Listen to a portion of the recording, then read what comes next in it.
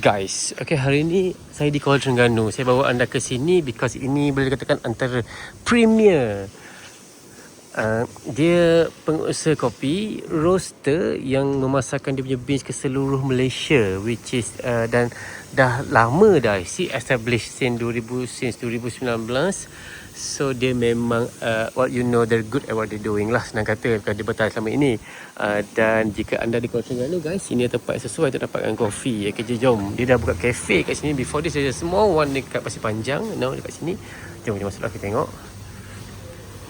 Okay, so ini adalah dia punya cafe lah. There's a old school orange steel vibe kat sini.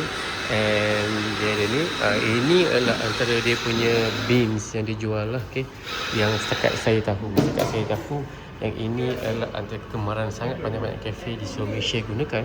And ini antara lain-lain lagi lah. Okay, you can get that. Okay, dan ini I see that's the Bohemian blend pada harga seperti inilah. Okay, Jadi dia ada juga business to business price, so ada different ni lah. Kau tengok dia ada juga, korang boleh pause lah untuk check the price and everything. Ni Esprenado, ini Red Velvet. Nah, ini dia punya sirap. Okay, dia dah sampai level dia buat sirap sendiri dah. Okay guys, okay. Ini dia punya sirap tu. This is the place, this is the machine. Dan korang tengok dia punya menu dia. Dia ada, saya suka sebab dia lain sikit daripada standard menu-menu kedai biasa, which is nak ada siap kedai dan yang lagi penting guys, ni, ini saya highly respect lah. Kalau mana kedai boleh buat benda ni, it's really good lah. Dia macam ni. Okay, ada sama menu juga sikit Spanish latte.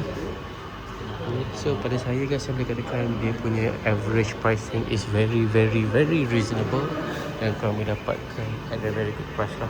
Jadi again, kalau korang dari Kuala Terengganu, come and check this place out. Okay, this is where you go for a good cup of coffee, dan juga yalah, coffee lah kat Terengganu. Okay, jadi guys, jangan lupa dah follow for more, subscribe.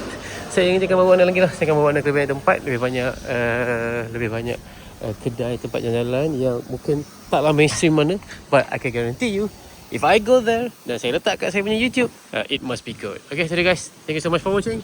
Jumpa dalam video seterusnya. Okay.